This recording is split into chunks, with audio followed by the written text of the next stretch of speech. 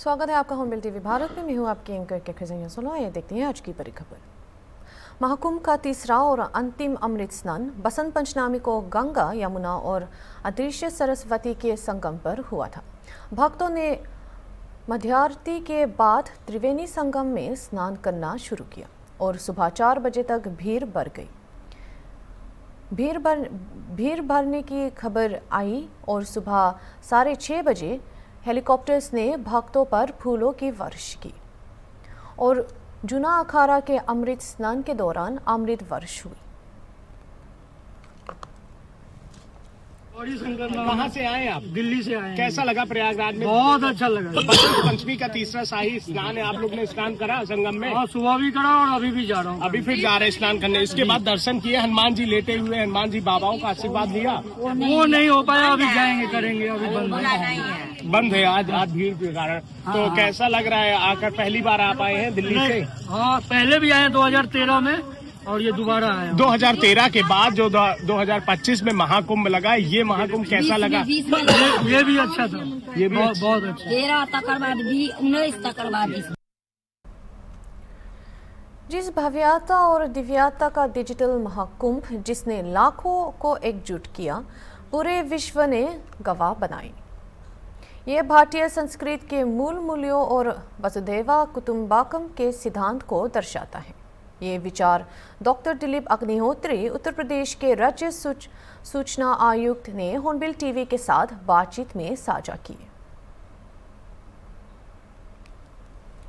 क्या कहना चाहेंगे? माँ सरस्वती की पूजा हो रही है आज, विद्या की देवी हैं। देखिए, मैं अगर अपनी बात करूं तो पहले विद्यार्थी था, फिर प्रोफेसर बनने का अवसर मिला और इस नाते से मैं सरस्वती पूजा पे खास तौर पे मेरा एक लगाव भी रहा है और वैसे भी एक सनातन संस्कृति भी है। आज बहुत अच्छा अवसर इसलिए है कि प्रयागराज कुंभ में हम देख रहे हैं आज बसंत पंचमी का स्नान है और पूरे देश में एक वातावरण बना है उत्साह का। जो हमारे यहाँ शिक्षा पद्धति है वो माता सरस्वती से वरदान लेके हम शिक्षा का शुभारंभ करते थे और आज के दिन भी बहुत जगह पे छोटे बच्चों की शिक्षा का शुभारंभ कराया जाता है। तो ये एक तरह का संदेश है, एक मनोवैज्ञानिक संदेश है कि हम पढ़ें और पढ़ाई के साथ साथ एक अच्छे इंसान भी बने और इसलिए हमारा चाल चरित्र सब कुछ नैतिक होना चाहिए। धर्म, अर्थ, काम, मोक्ष की तरफ हमको बढ़ना चाहिए। ये हमारी शिक्षा पद्धति है और आज के दिन पे ये एक तरह का इस सब हम लोगों को एक आत्मविश्लेषण भी करना चाहिए कि हम शिक्षा के साथ साथ कितने अच्छे नागरिक बन पाए, कितने अच्छे नागरिक बनने का प्रयास हमने किया और खासकर अपने बच्चों के लिए एक हमको संस्कार देना है और ये संस्कार हमारा जो होना चाहिए ये मानवता के लिए होना चाहिए और यही संदेश सनातन का है और ये पर्व इसलिए महत्वपूर्ण है। सनातन की बात आप कर रहे हैं, आज प्रयागराज में तीसरा अमृत स्नान हो रहा है, दुनिया का सब सनातनियों का सबसे बड़ा महापर्व है। क्या कहना चाहेंगे प्रयागराज को लेकर, अमृत स्नान को लेकर? देखिए, अगर हम लोग, आप सब लोग जानते होंगे कि 40 करोड़ दर्शनार्थियों के या श्रद्धालुओं का, स्नानार्थियों को यहाँ पे आने का अनुमान था और यही आज के दिन तक अगर जोड़ लेंगे तो लगभग 37-38 लाख करोड़ की संख्या तो अभी पहुँच जाएगी। और इसका एक उल्लास का आप वातावरण देखें तो केवल ये प्रयागराज तक सीमित नहीं है। आप अगर जाएंगे प्रयागराज तो वहाँ की जो भीड़ है, वहाँ के श्रद्धालुओं की भीड़ है, वो विंध्याचल तक है, वो काशी विश्वनाथ धाम तक है और वो अयोध्या जी तक है। एक यानी कितना उत्साह है, एक बात। दूसरा, एक लघु भारत ही नहीं, एक लघु विश्व के दर्शन आप यहाँ कर सकते हैं क्योंकि भारत का कोई प्रदेश ऐसा नहीं है जिसके श्रद्धालु यहाँ पे ना आए। सैकड़ों देशों के लोग यहाँ पर आए हैं। तो ये जो हमारा वसुधैव कुटुंबकम का जो हमारा विचार है उसको सूक्ष्म रूप में हम यहाँ पे दर्शन कर सकते हैं और ये एक व्यवस्था की दृष्टि से और सबकी दृष्टि से हमारे सबके लिए गौरव का बात है। ठीक है। उत्तर प्रदेश के कैबिनेट मंत्री योगेंद्र उपाध्याय ने अयोध्या में मिल्कीपुर विधानसभा उपचुनाव के बारे में पूर्ण विश्वास व्यक्त किए।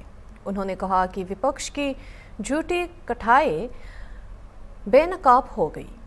महाकुंभ के संबंध में उपाध्याय ने नकारात्मक मानसिकता वाले लोगों की आलोचना की। यह दावा करते हुए कि उनका एकमात्र काम छोटे मुद्दों पर ध्यान केंद्रित करके खामियां खोजना था। अखिलेश यादव हुंकार भर रहे हैं वहाँ पर। मिल्कीपुर चुनाव भारतीय जनता पार्टी जीतने वाली है और वहाँ की जनता को इस बात का गुमान हो चुका है, क्योंकि पिछले चुनाव में 2024 के चुनाव में जो गलती हो गई, जो उन्होंने एक राजनीतिक ठगी की थी विपक्ष ने कि मोदी जी आएंगे तीसरी बार तो आरक्षण बदल जाएगा, मोदी जी आएंगे तो संविधान समाप्त हो जाएगा। मोदी जी तीसरी बार आ भी गए और जस की तस स्थिति बनी हुई है, इसलिए उनकी राजनीतिक खई अब नहीं चलने वाली। देखिए 144 साल बाद ये जो मुहूर्त आया है, यानी एक दूसरे शब्दों में कहें कि जो कम से कम 150 साल का व्यक्ति होगा उसने ही शायद दूसरी बार देख सकेगा अपने होश में।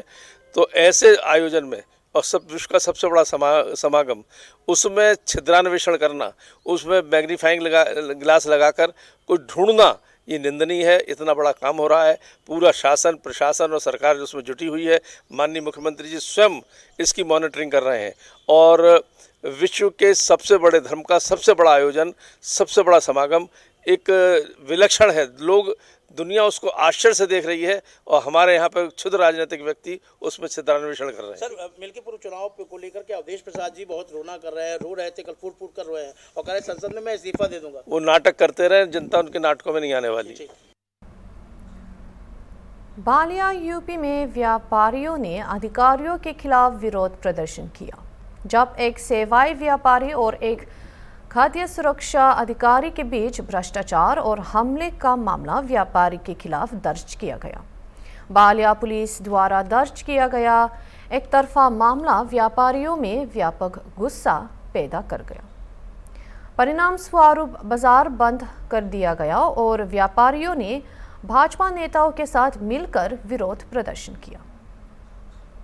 हमारा नाम अजीत गुप्ता है, हम छोटा व्यापारी हैं, किराना की दुकान हम करते हैं। क्या मामला है? काफी संख्या में आप लोग इकट्ठे हुए हैं, क्या कर रहे हैं यहाँ पे? मामला ये है कि एक छोटा व्यापारी है, Nitin trading company, Deepa trading company का जो फूड इंस्पेक्टर साहब उनको बुला कर अपने घर पर मारे पीटे हैं और एक बड़ा रकम वसूली कर रहे हैं ज़बरदस्ती।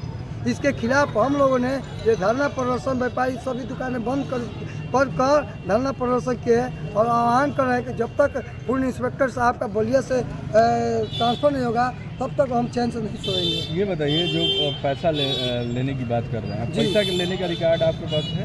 एकदम है। क्या है रिकॉर्ड? रिकॉर्ड वो जब जरूरत पड़ी तो हम लोग दिखा देंगे। एक बार बुलाए हैं, वो फोन करके जो पीड़ित व्यक्ति हैं नितिन कुमार जी, उनको बुलाए हैं और अपने घर पे सौदेबाजी करने का कोशिश किए हैं। यहाँ पर 30,000 रुपये की डिमांड थी, 50,000 रुपये की डिमांड थी। इन्होंने 30,000 रुपये, चूँकि मजबूरी में व्यापारी मजबूर इंसान होता है तो उसको अधिकारी से थोड़ा डर भय रहता है कहीं ना कहीं। अच्छा। तो चाहता है कि मेरे मामला कोई है उसको ख़त्म कर दिया जाए। तो इन्होंने इनकी क्षमता पैसा दिया है अभी तक? इन्होंने 30,000 रुपये का इन्होंने कोशिश किया देने के लिए, लेकिन वहाँ से कैश दिया है या फोन पे से दिया? हम बताइए, पीड़ित बताइए भाई कहाँ हैं आप? हैं जी। व्यापारी के द्वारा, अधिकारियों के द्वारा व्यापारियों का उत्पीड़न हो रहा है। व्यापारी सिर्फ देना जानता है, आपका बिजनेस करना जानता है कि भैया आप कुछ ले लो, हमको जीने दो। अब उनको पीठ इतना बढ़ गया, एक व्यापारी 30 बोरी जो वहाँ पे सेवई पकड़ी गई, किसी वजह से वहाँ के कर्मचारी के द्वारा उसको फरवरी डेट का पैकिंग हो रहा था जो 27 जनवरी में हो रहा था। तो भाई व्यापारी ने कहा कि साहब हमसे, हमारे आदमी से गलती हो गया, आप इसका जो भी जुर्माना लगा दीजिए। तो अधिकारी के द्वारा 50,000 का डिमांड किया गया। वहाँ के संचालक द्वारा कहा गया कि भाई आप 30,000 रुपया ले लीजिए और करे कर दिए। 30,000 रुपया ना लेके घर पे उनसे जबरदस्तन वसूली की 50,000 दीजिए तभी कोई काम होगा, जिसका वीडियो और रिकॉर्डिंग जो है सोशल मीडिया पे चल रहा है। हम बस यही चाहते हैं कि व्यापारी अपना मुकदमा भी दर्ज हुआ है क्या? हाँ, व्यापारी के खिलाफ उल्टे मुकदमा दर्ज हुआ है। उनके घर पे बुला के पीटा गया व्यापारी को, उसके खिलाफ मुकदमे दर्ज हुआ है कि भाई आपने असला बारूद 10 आदमी को लेके गया, जबकि अधिकारी खुद अपने वीडियो में थाने के बीच में कह रहा है कि मैंने उनको समझौता के लिए अपने घर पे बुलाया। जब खुद थाने में कह रहा है कि मैं समझौता करूँ तो असला बारूद लेके जाएगा, व्यापारी व्यापार करेगा तो असला बारूद करेगा। क्या इसके खिलाफ आप लोग जिले के आला अधिकारियों से मिले थे? हाँ, जिले का अधिकारियों को ज्ञापन दिया गया, सब कुछ दिया गया, कोई सहयोग नहीं मिला। यहाँ तक भी मेडिकल भी रोक दिया गया, जो सोशल मीडिया पे सबको वायरल तो हो रहा है। अभी आप लोग क्या कर रहे हैं और किसके विरोध में कर रहे हैं? हम लोग फूड विभाग के मनमानी के विरोध में कि भाई हमारा व्यापार करना है, हमको व्यापार करने दिया जाए, ना कि हमें परेशान किया जाए। मनमानी है। 50,000 रुपया क्या अधिकारियों को भाई सरकार की तरफ से वेतन नहीं मिलता है, सुविधा नहीं मिल रहा है, सब कुछ मिल रहा है, गाड़ी ड्राइवर मिल रहा है, तो पर भी उनको कितना 50,000 चाहिए। आम आदमी मौके से पता चला है कि नहीं तो 10 से 20 लाख रुपया इन्होंने ये बताइए, कहीं ना कहीं पैसे के लिए शोषण कर रहे हैं क्या व्यापारी? हाँ, पैसे के लिए पूरा शोषण कर रहा है। व्यापारी कहीं ना कहीं गलत हो सकता है, हर व्यक्ति गलत हो सकता है थोड़ा मोड़ा। इसका मतलब ये नहीं है कि उसको जुर्माना इतना लगा दिया जाए कि वो भरते रह जाए। क्या 50,000 रुपया आज की डेट में इस महंगाई में, इस कंपटीशन में कमाना संभव है? जुर्माना मांग रहे थे कि घूस मांग रहे थे? ये सुविधा शुल्क मांगा, घूस मांगा जा रहा था कि आप दे दीजिए और आप बाकी आप अपना चलता रहिए। और मैं सबसे कह देना चाहता हूँ, जितने बलिया में डिपार्टमेंट हैं, विभाग हैं, हम लोग शोषण करना बंद करें, नहीं तो ये जो धरना प्रदर्शन और आगे तक ये जाएगी। व्यापार मंडल जिंदाबाद, जिंदाबाद, जिंदाबाद। मुरादाबाद में एक भयानक कहानी, जहां एक व्यक्ति जो यूपीएससी की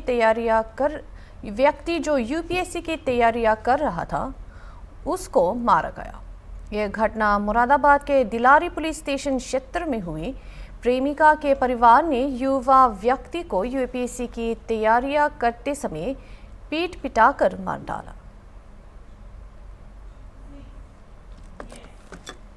मृतक है रोहित, वो गजेंद्र जसवंत के यहाँ गया था और वहाँ पर किसी तरह से कोई बातचीत हुई है और उसमें जसवंत ने उसे रॉड से मारा है और उसमें ले जाते समय उसकी डेथ हो गई है। और बाद में पता चला है कि लड़की के भी चोट लगी है, तो लड़की को भी भेजा गया है। अस्पताल में इस समय एडमिट है, स्थिर हालत है और FIR दर्ज कर ली गई है मृतक रोहित के पिता की तरफ से। और मुलजिम को हम लोग ने अरेस्ट कर लिया है और बाकायदा जो भी उसने बांस और रॉड का इस्तेमाल किया है उसको भी बरामद कर लिया गया है। बाकी सारी साक्ष्यों के आधार पर लिंक करते हुए इसमें हम लोग गंभीरता को लेते हुए सख्त से सख्त कार्रवाई करें। सर, ये घटना क्यों घटी है, आखिर क्या वजह थी? अभी ये सब साक्ष्य हम लोग कलेक्ट कर रहे हैं और इसमें अभी हम लोग कुछ ज़्यादा बताने की स्थिति में नहीं है, लेकिन ये ज़रूर है कि लड़का जो है लड़की के घर पे पहुंचा है या कैसे पहुंचा है, क्या हुआ है, तो ये सारी चीज़ें अभी हम लोग को धीरे धीरे जब पूरी साक्ष्य कर लेंगे उस आधार पर। सर, बताया गया कि ये मामला प्रेम प्रसंग का था। ये चीज़ें गांव में चल रही हैं, तो लेकिन हम बता रहे हैं कि अभी पूरी चीज़ें धीरे धीरे सब परतें खुलेंगी और परत खुलने के बाद ही उसमें हम पूरी कार्रवाई करेंगे। सर, कुछ लड़की की स्थिति के बारे में कुछ जानकारी हो? लड़की की कंडीशन सीरियस है और यहाँ से मेरठ रेफ़र कर दी गई है। मेरठ में उसका इलाज चल रहा है और अभी वो अनकॉन्शियस है और हम लोग उस पर बात किए हुए हैं, पूरी निगरानी रखें। सर, कौन कौन सी धाराओं में मुकदमा दर्ज किया गया है? धारा BNS की जो 302 हमारी है पुरानी IPC की, उसी धारा में FIR दर्ज। ठीक है। कल सुबह से वो परेशान था, उसका रिजल्ट आया था 1 नंबर से रह गया था वो, तो वो परेशान था, शराब पिए हुए था। अब ये लड़की हमारे यहाँ इससे पढ़े कर रहती, लड़की से बहुत सारी लड़कियाँ पढ़े कर रहती और भी ये भी पढ़े कर रहती। पता नहीं उनके घर क्या मैटर था, तो उसका पापा मार रहा था उसे, शराब पीता था वो भी, उसने मारा उसे। तो उसने कहते भैया मुझे मार रहे हैं ये, वो शराब के नशे में था, परेशान वैसा था, खाना खा रहा था, आधी रोटी खाई थी, रोटी छोड़ कर चला गया, आज इसकी मम्मी को मारता हूँ। वो शराब के नशे में ऐसा कर देता था, कभी कभी परेशान होता था तो, पर किसी ने ऐसा नहीं मारा, उसने मेरे लड़के को जान से मार दिया। क्या नाम है उसका जिसने मारा है? जसवंत। जसवंत। कितनी दूरी पे घर है यहाँ से? बहुत दूर है, उधर है। तो किस चीज़ की तैयारी कर रहा था आपका बेटा? IPS की। IPS की तैयारी कर रहा था? IPS का ही तो आया था कल रिजल्ट, उसमें 1 नंबर से रह गया था, वो परेशान था बहुत। जो लड़की है उसकी जसवंत की, वो इससे ट्यूशन पढ़ती थी? हाँ, मतलब वो कोचिंग देता था बच्चों को। अच्छा। अब तो काफी दिनों से पढ़ नहीं रही थी, लेकिन नंबर सभी बच्चियों पे और लड़कों पे भी, लड़कियों पे भी थे उसके। अच्छा। हाँ, अब वो पेपर देने आया था, LLB कर रहा था। अच्छा। हाँ, तो आपको जानकारी कैसे मिली कि आपके जो है लड़के को जो है मार दिया? वो खाना खा रहा था, उसका फोन आया था, फोन आया था तो वो सीधा डंडी लेकर चला गया उधर जी। उसके पापा कांटे पे चले गए जी कि हमें ये नहीं पता था कि ये जान से मारने, मैंने कैसे बोलेगा और आ जाएगा जी जी वो भी, लेकिन ये नहीं पता था कि वो जान से ही मार देगा जी। उसने अपनी लड़की को भी मार दिया, वो बचा रही होगी, इसने इसे भी मार दिया। जब आपने वहाँ जाकर देखा तो किस अवस्था में पड़ा था लड़का वहाँ? मैंने नहीं देखा, मेरे लड़के को तो ला रहे थे लटका के जब मैं यहाँ से पहुंची हूँ। अच्छा, एक मामला और है कि जो लड़की को भी। कहाँ के रहने वाले? दौला वाला। थाना क्या पड़ता है? डिलारी। आपके भाई के साथ क्या घटना घटी है?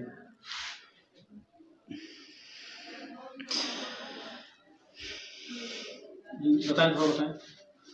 रोहित कुमार। क्या हुआ उसके साथ, कुछ बताएं थोड़ा सा। देर सवेर को आ रहा था, घर आया था अपना रिजल्ट देख के। रिजल्ट किस चीज़ का? बीपीएससी का, 1 नंबर से रह गया जी। उसमें टेंशन में वो घर आया था, टेंशन हो रही थी, बस बोल रहा था ऐसे ही। फिर सड़क पे चला गया, उस जो है जिसने मर्डर करा उससे थोड़ी सी बोलचाल हुई, फिर उनमें सुलह हो गई, जैसे भी है फिर खेलते रहे ये सब। फिर उसके बाद ये घर आया, खाना वाना प्लेट लेके आया खाने की, इसने 1 टुकड़ा ही तोड़ा था, फ़ोन आ गया। फिर उसके बाद इसे बुलाया। किसके पास से फ़ोन आया? ऐसे पता नहीं किसका फ़ोन आया जी, पता चलेगा। फिर इसे जैसे ही गेट पे पहुंचा, इसे हाथों हाथ मार दिया गया। किसके घर पे पहुंचे थे? जसवंत सिंह के। तो किसने मारा है? जसवंत सिंह। किस चीज़ से मारा है? शॉकर की रॉड से। गाड़ी के शॉकर से। तो इस मामले में अब आप क्या चाह रहे हैं? पुलिस को कोई जानकारी दी? नहीं, अभी तो खास जानकारी नहीं। पुलिस आई आपके यहाँ पर? हाँ। पुलिस ने कोई आश्वासन दिया कार्रवाई के लिए? हाँ। तो अब आप क्या चाह रहे हैं इस मामले में? सख्त से सख्त सजा हो, उसे सजा होनी चाहिए। अच्छा, बताया गया है कि कोई महिला लड़की से भी कोई मामला था? नहीं, कोई मामला नहीं है सर। ठीक, सब साजिश है। उत्तर प्रदेश राज्य महिला आयोग ने महिलाओं से संबंधित कानूनों पर एक कार्यशाला और मासिक समीक्षा बैठक का आयोजन किया, जिसकी अध्यक्षता अध्यक्ष बबीता सिंह ने की। सभी जिलों की महिला अधिकारियों ने बैठक में भाग लिया और जहां उन्होंने महिलाओं की कल्याण गतिविधियों की समीक्षा की और सुझाव साझा किए। अयोध्या में एक नाबालिग लड़की के हालिया बलात्कार और हत्या के मामले में आयोग ने ऐसे मामलों के राजनीतिक शोषण की निंदा की और आरोपियों के खिलाफ कड़ी कार्रवाई का आश्वासन दिया। ये जो कानून है उन्हीं पर आज चर्चा की जाएगी, जिसके लिए हमने यहाँ से बुलाया हुआ है नीलम सिंह जी को। तो हम एक थोड़ा सा आज, क्योंकि आज दिन बहुत इम्पोर्टेंट है और हम महिला सशक्तिकरण पर ही मोस्टली काम कर रहे हैं, तो मुझे लगता है कि आज हम एक ओथ जरूर लें, और जिससे, क्योंकि हम आज ऐसे दिन ओथ ले रहे हैं बसंत पंचमी वाले दिन, कि जिसका हम निर्वहन भी अच्छी तरह से कर पाएंगे, है ना, और जिसको हम रोकने के लिए बहुत ही अपने आप को सक्षम तो है ही, पर प्रतिबद्ध रहेंगे। तो आज हम जो एक बाल विवाह, जो एक बहुत ही जटिल समस्या है, मुझे लगता है कि आज हम इस पर एक शपथ ले लेनी चाहिए। ठीक है, चलिए।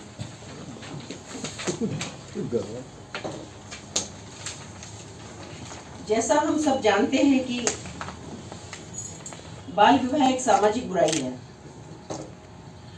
और गैर कानूनी है, जो बाल बालिकाओं की शिक्षा, सुरक्षा, स्वास्थ्य और विकास में बाधा होती है तथा उनके सपनों को साकार होने से भी रोकती है। इसीलिए मैं शपथ लेती हूँ, मैं बाल विवाह के खिलाफ हर संभव प्रयास करूंगी, सुनिश्चित करूंगी। बैठक का आयोजन किया महिला आयोग के सदस्य लोगों के साथ में, क्या उद्देश्य है? देखिए, ये हर मंथ एक बैठक हमारे यहाँ होती है, महीने में जो हमारी कैबिनेट है उसके साथ सारी बैठक होती है। उसमें हम किसी न किसी विभाग से एक जानकारी के लिए किसी को बुलाते हैं। तो आज भी हमने यहाँ बुलाए हुए हैं कुछ विभाग, जो जिससे कि वो थोड़ा सा वहाँ से एक नई चीज़ें पता चलती हैं, कुछ थोड़ा मोटिवेशनल कुछ टॉपिक्स हमें पता चलते हैं, जिनको हमारे जो सदस्यगण हैं वो उनको नीचे तक लेके जाते हैं। तो ये सारी है। बाकी हमारा ये रहता है कि यहाँ जितना भी हमारा पूरे महीने का एक कार्य, जितने भी प्रोग्राम्स हुए या जो भी हमारा फीडबैक है वो हम एक दूसरे से शेयर करते हैं, लेते हैं, या किस तरह से और हम इसमें अच्छा कर सकते हैं, ये सारी विचारों के लिए ये हर महीने की कैबिनेट मीटिंग होती है हमारी। जी, जैसा कि महिला आयोग, महिला सदस्य, जिस तरह से अयोध्या में कांड हुआ उस पर महिला आयोग क्या कर रहा है? देखिए, मैं तो यही कहूँगी कि अयोध्या में जो कांड हुआ है वो बहुत ही दुर्भाग्यपूर्ण है, पर मुझे लगता है कि दुर्घटनाएं हो जाती हैं, बट उस पर जो राजनीति होती है वो बहुत गलत बात है कि ये राजनीति करना संवेदनाओं से खेलने के बराबर है।